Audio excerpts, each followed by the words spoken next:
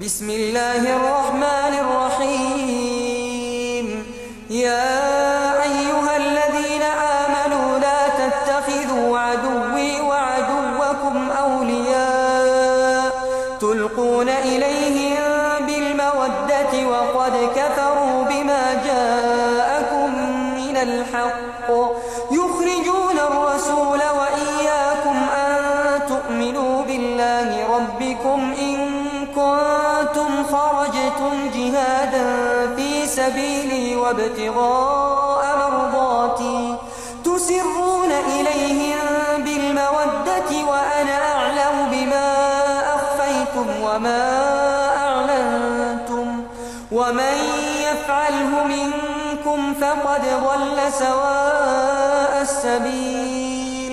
إن يثقفوكم يكونوا لكم أعداء ويبسطوا إليكم أيديهم وألسنتهم بالسوء وودوا لو تكفرون. لن تنفعكم أرحامكم ولا أولادكم يوم القيامة يفصل بينكم والله بما تعملون بصير. قد كانت لكم أسوة حسنة في إبراهيم والذين معه إذ قالوا لقومهم إنا براء منكم ومما تعبدون من دون الله كفرنا بكم وبدا بيننا وبينكم العداوة والبغضاء أبدا حتى تؤمنوا بالله وحده إلا قول إبراهيم لأبيه لأستغفرن لك وما أملك لك من الله من شيء.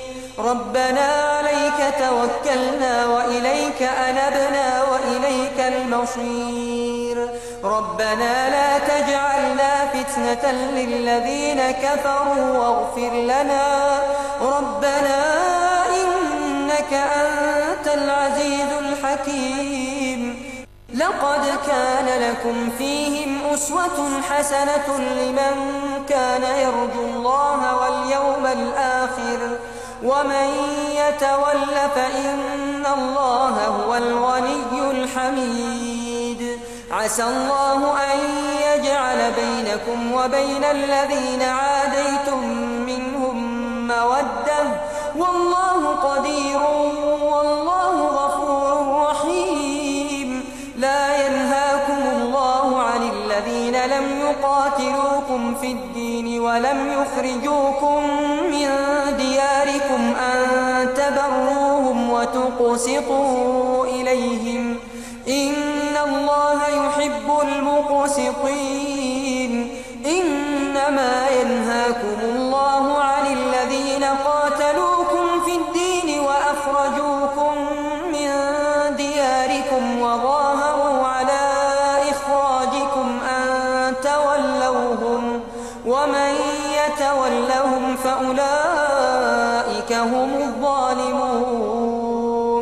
يا أيها الذين آمنوا إذا جاءكم المؤمنات مهاجرات فامتحنوهن الله أعلم بإيمانهن فإن علمتموهن مؤمنات فلا ترجعوهن إلى الكفار لا هن حل لهم ولا هم يحلون لهم وآتوهم ما أنفقوا ولا جناح عليكم أن تنكحوهن إذا آتيتموهن أجورهم ولا تمسكوا بعصم الكوافر واسألوا ما أنفقتم وليسألوا ما أنفقوا ذلكم حكم الله يحكم بينكم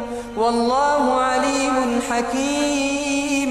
وإن فاتكم شيء من أزواجكم إلى الكفار فعاقبتم فآتوا الذين ذهبت أزواجهم مثل ما أنفقوا واتقوا الله الذي أنتم به مؤمنون.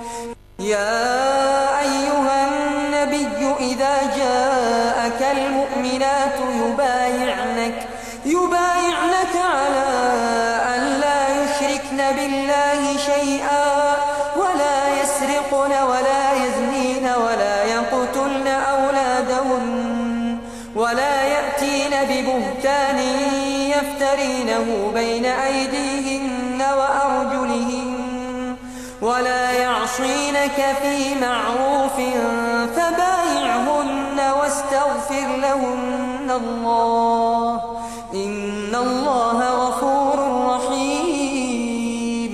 يا أيها الذين آمنوا لا تتولوا قوما غضب الله عليهم قد يئسوا من الآخرة كما يئس الكفار من أصحاب القبور